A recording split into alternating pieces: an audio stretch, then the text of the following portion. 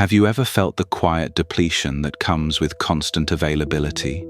The way your energy leaks through every instant reply, every crisis absorbed, every boundary crossed in the name of connection. What if the very act of withdrawing, not in anger, but in reverence for your inner world, could transform not just your life, but the very dynamics that have left you hollow? There exists a presence that commands without demand. You've felt it around certain people, those who don't shout for attention or plead for understanding. They simply withdraw, and in their absence everything shifts. People question, people chase, people feel. What if this quiet power already lives within you, waiting to be recognized? When you pause before responding, choosing contemplation over reaction, retreat over explosion, something curious happens. The world that has grown accustomed to your predictability suddenly falters. Those who have unknowingly relied on your immediate response, your unfailing presence, your emotional labor, they discover they're standing on ground less solid than they believed. What truth might your absence reveal that your presence conceals? Jung understood something vital about human connection. Everything that irritates us about others can lead us to an understanding of ourselves. When you become less accessible, not as punishment but as practice, notice who grows uncomfortable, who attempts to provoke you simply to confirm their influence still holds. Their irritation reveals not your failure, but their dependence on an emotional availability you've offered without condition. How often have you given yourself away to keep peace, to belong to those who were never truly yours to hold? Each forced yes, each depleting interaction. They leave behind a particular emptiness that cannot be named because you've been too available to hear your own voice naming it. What whispers might you hear in the space between stimulus and response? This journey isn't about rejection or isolation. It's about reclaiming what Jung called individuation, the sacred process of becoming your whole self. It begins with a truth that feels counterintuitive. Silence holds more power than 1,000 arguments. Withdrawal, when conscious, becomes not escape but emergence. How long have you let others' emotional weather determine your internal climate? How long have you responded to provocations as if they were summoning spells? There is a power waiting in the pause, in becoming just for a moment, a mystery even to those who claim to know you. Are you ready to inhabit that space between what they expect and what you need? From our earliest moments, we learn that our worth lives in our utility. Be helpful, be present, say yes.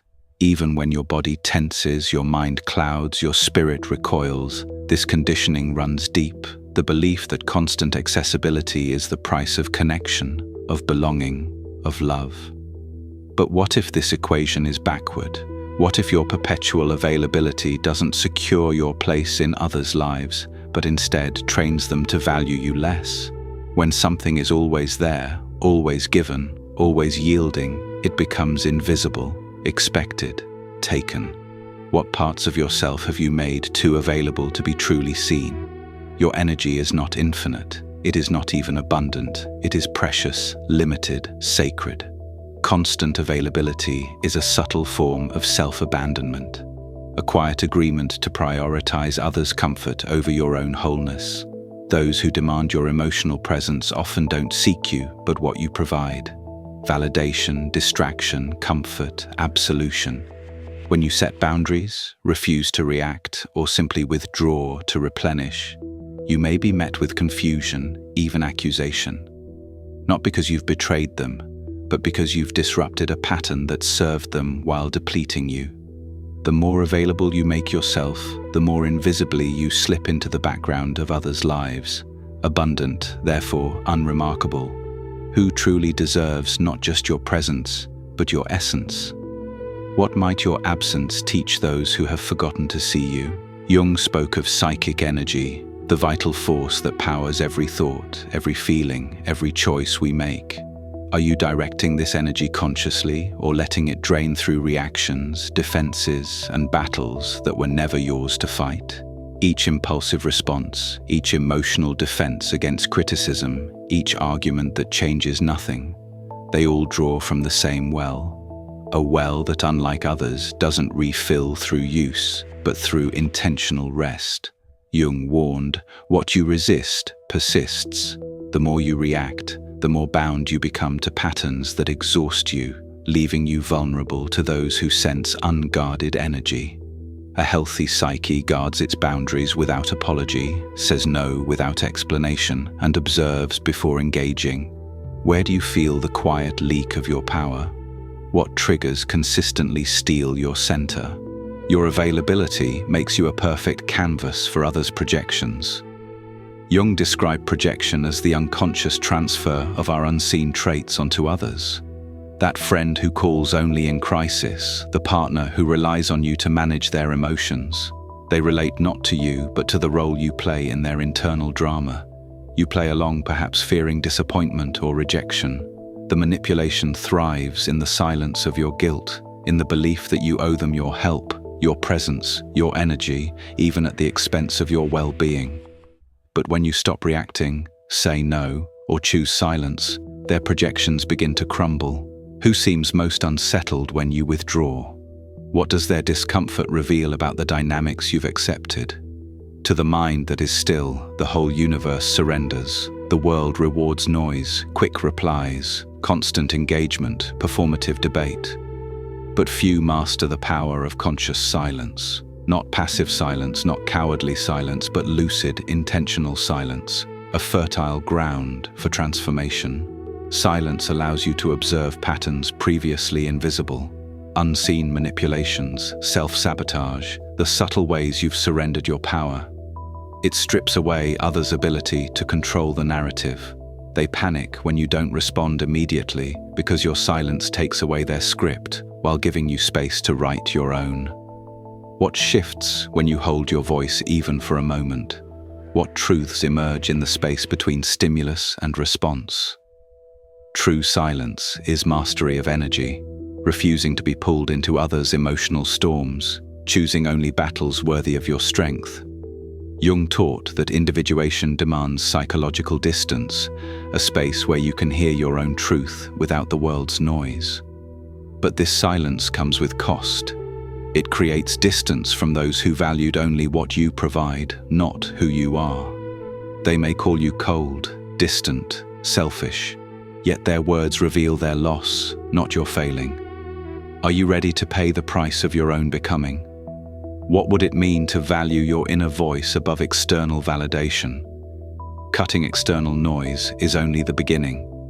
The deeper work lies in relearning to direct your energy consciously, choosing where it flows, where it remains, where it never goes. Be selective with your soul. Awareness without action becomes self-deception. Transformation demands emotional discipline, not responding instantly, breathing before reacting, leaving chaos to resolve itself, saying no without justification. You owe explanation only to yourself. Who recoils when you set boundaries? Who tries to break them the moment they're established? These are not signs of your failure, but confirmation of your growth. Jung saw individuation as a sacred isolation, a temporary retreat to hear your voice untainted by others.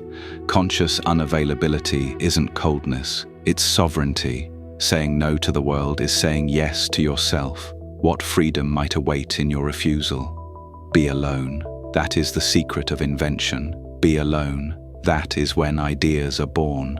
Nikola Tesla. When you first stop being so available, the silence might scream within you. You may question your choices, fear losing those who never truly saw you, but silence transforms. It cleanses, calms, heals. Solitude follows, not absence of others, but presence with yourself. In this space, clarity replaces confusion, peace replaces anxiety, strength replaces neediness. You become whole. Jung taught that individuation demands periods of solitude, disidentifying from the mask you've worn, walking alone to discover who you've always been. You're not fleeing, you're returning. What do you find in this return to yourself? Those unsettled by your absence never wanted you. They wanted the role you played in their story. Now you don't fit their narrative, and that is freedom. You may lose people but find yourself distanced from spaces but reclaim your essence. Be misunderstood, yet deeply respected. When you're no longer available for all, you become rare, valuable, unforgettable.